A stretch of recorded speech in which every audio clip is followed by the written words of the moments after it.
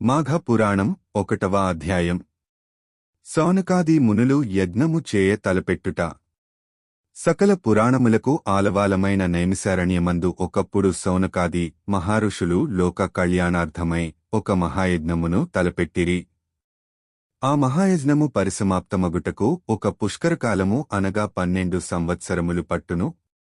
ఎన్ని అడ్డంకులు వచ్చినను ఆ యజ్ఞమును పూర్తి చేయవలైననడి దీక్షతో సౌనకాది మునులు తలపెట్టి యజ్ఞస్థలముగా నైమిసారణ్యములో ప్రవహించు గోమతీ నది తీరమును ఎన్నుకొని ఒక శుభ ముహూర్తమున యజ్ఞమును ప్రారంభించిరి. అంత పెద్ద యజ్ఞము చూచి తరింపవలైననడి కోరికలతో భరతఖండము నలుములల నుండి తపోధనులెందరో వచ్చి యజ్ఞస్థల సమీపమునందు నివాసము లేర్పరచుకొనిరి.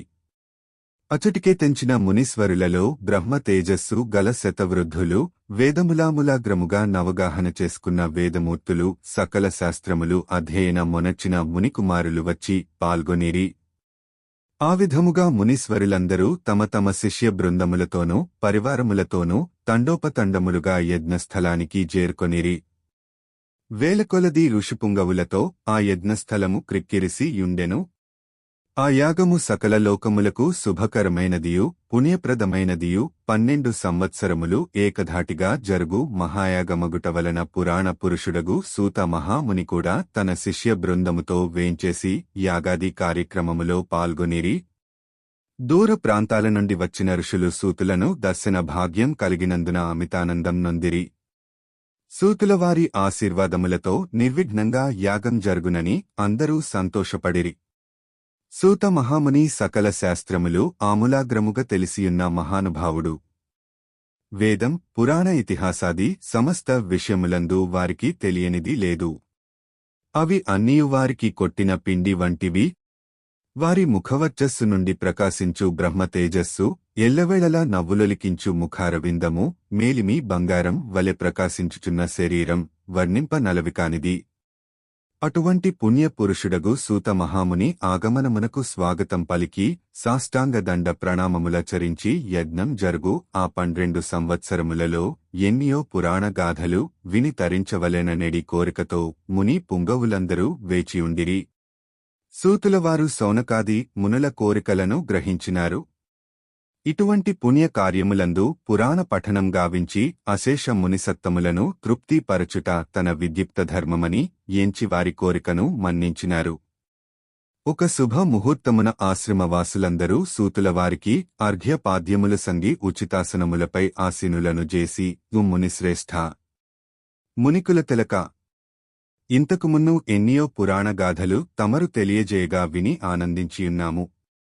అనేక ఇతిహాసములను ఆలకించి అందలి సారమును గ్రహించి యుంటిమి. సమయము వచ్చినప్పుడు సకల శాస్త్రములలోని నీతికథలు మాకు వినిపించుచునే యున్నారు. అయినను మీబోటి సిద్ధపురుషులు 14 లోకములు సంచారము చేసి యున్నందున ఎన్నో విషయములు మీరు అవగాహన చేసుకునియున్నారు. గాన వినదగు విషయాలేమైనా యున్నైడల విరామ కాలములో మాకు వినిపించవలయు అనని సౌనకాది మునులు ప్రార్థించిరి.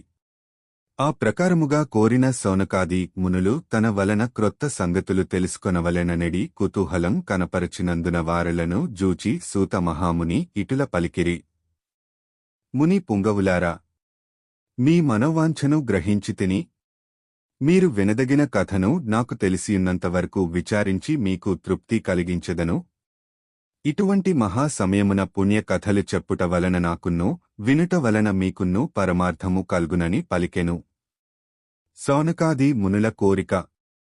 సూతమహామునిని అడిగనదే తడవుగా వారందులకు అంగీకరించగా ఆ ధన్యులమైతి ఆ మని మునులందరూ అమితానందం నొంది సూతులవారి పాదములను కండ్లకద్దుకొని సూతమహామునితో, ఆర్యా, పద్మపురాణమందు లీనమయున్న మాఘమాసం యొక్క మహాత్మ్యంను మరల మరల వినవలయుననెడి కుతూహలం కలుగుచున్నది. అదేనుగాక రాబోవు మాసం మాఘమాసమే అయినందున ఆ మాస మహాత్మ్యం ఆచరించవలసిన విధానం మాకు వివరించవలసిందిగా కోరిరి.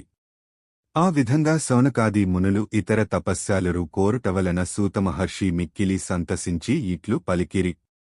ముని పుంగవులారా, మీరందరూ అతి ముఖ్యమైన విషయాన్నే అడుగుచున్నారు. మాఘమాసం కూడా ప్రారంభం కాబోవుచున్నది. ఇటువంటి సమయంలో మాఘ పురాణం వినుట వలన కలిగే ఫలము అంతింత కాదు. అదేనుగాక ఈ మహాయజ్ఞం జరుగుచున్న సమయములో మాఘమాసం యొక్క మహాత్మ్యం మీకు వివరించవలసిన భాగ్యము కలిగినందులకు నేను అదృష్టవంతుడనే. కాన సావధాన మనస్కులై ఆలకింపు దని సూతమహర్షి ఇట్లు వివరించిరి. నేను నా తండ్రి శిష్యుడగు రోమహర్షుని శిష్యుడను. అతడు మహాతపస్వి జాని.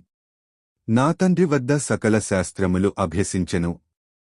విష్ణువంశ సంభూతుడగు వేదం వ్యాస మహర్షికి ప్రియ పాత్రుడను.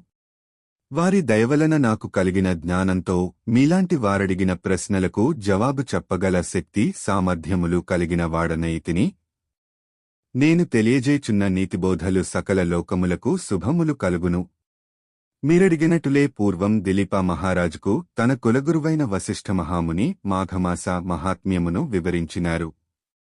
ఆ విషయమునే నేను మీకు వివరించబోవుచున్నాను.